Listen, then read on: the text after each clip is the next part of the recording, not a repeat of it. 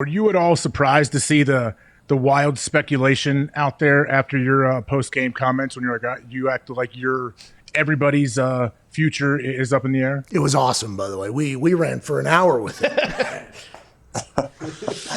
I didn't really see a whole lot until maybe yesterday, and then I realized there were some things swirling around.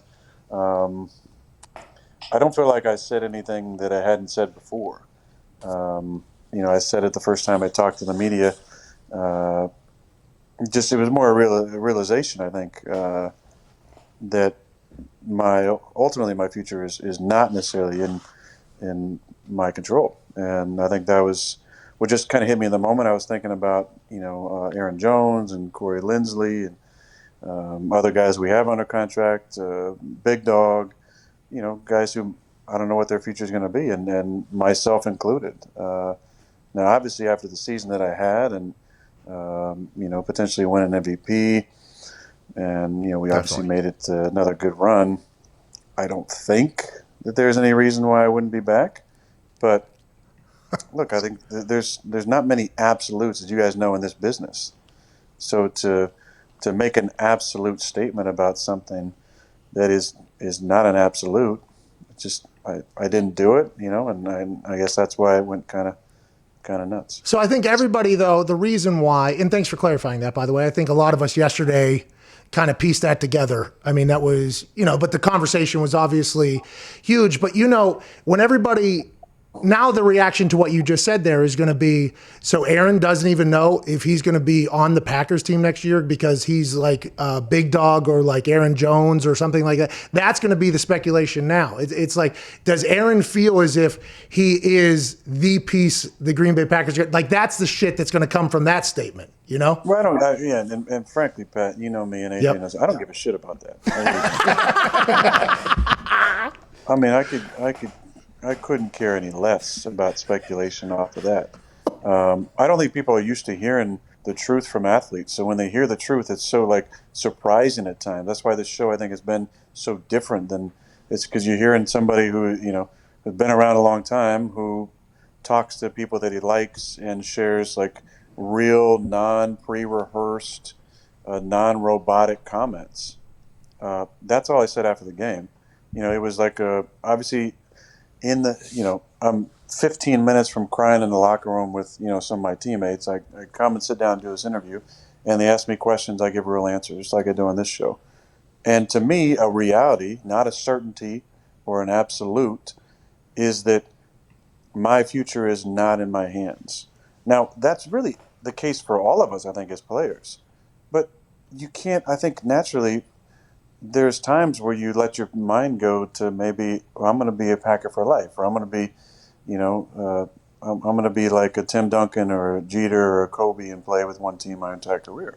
I think naturally you dream about that. I mean, that's kind of like a dream scenario, and I've talked about that for much of my career. I think, when they drafted Jordan, it was more just like the reality kicking in going, hey, that's actually never the case. There are no absolutes in this business. And I think it's a beautiful thing to sit with and to wrap your head around. And I did. And I got to a beautiful place about it. Doesn't mean that that's not still a reality. I think that's the only reality, is that there is no absolutes in this business. I just reiterated that after the game, and I get it. Some people are like, well, you just threw 48 touchdowns and probably going to win MVP. Yeah, I understand that. But again, there's no absolutes in this business. So I gave a real answer in the moment. And then people, obviously, it's a slow week. So there's things that need to be talked about. Yeah. You're renegotiating your contract right now? Uh-huh. Yep. Hey, you were at the Colts for a while. I had you at the Colts for a couple of days, like a couple of hours, yesterday. It was pretty cool. Well, you're not helping. Well, no, but I did say, I would like it to be known that I did say, even on Get Up yesterday, I was on Get Up yesterday to talk about it. Obviously, anytime you do anything, they want me to talk about it. And, I apologize for taking a little shine there and getting an opportunity to get on there and do the whole thing. But I preface. No, you don't. I do. But I did preface the entire thing with, I listened to that. I don't think there's anything that was said there. But if we're going to do it, let's fucking put him in the Colts. I mean, if we're going to have the conversation, let's move him to at least the Colts. So I do apologize for what I added in there. But I think we were pretty clear that we did not think anything was going to happen, as did much of the world. But it's a good conversation piece. AJ, I'm sorry there, bub. No, you mentioned speaking the truth to the media and them not being able to handle. Like, what is the truth then for you? Like right now, you have all the leverage. If you want to go back and say, hey, give me 40 a year, like do something. Like, do you have 50? I guess, where are you with everything's going on right now? I know we're only a couple days removed from the loss. 60 a year, maybe. Yeah, 70. Well, I think in general that's a weird way to look at it. You start talking about leverage and different things. Like, I don't know. The only leverage I feel like that I have is the way I play, and that speaks for itself. Like, That's why you have it. That's why you have all the leverage, because of how you play. You're pretty good.